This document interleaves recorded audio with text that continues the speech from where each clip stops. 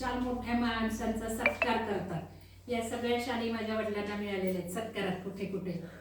माझे वडील मुख्याध्यापक होते, खूप शाळा बांधल्या त्यांनी, आणि त्यांचे सत्काराच्या या शाली मी तुम्हाला दिल्या।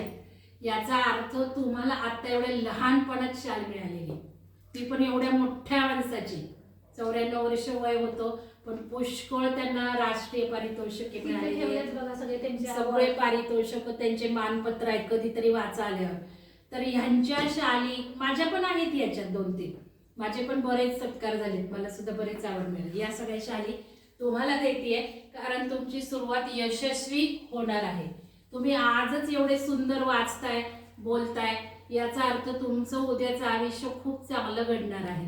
आणि हे आशीर्वाद आहेत शाली रूपातून, मायेचे आशीर्वाद। तर रोज पांघरायची थंडीत, ठीक आहे, पांघरुण्याच्या आतून घ्यायची। आता घडी करून ठेवली तरी चालेल।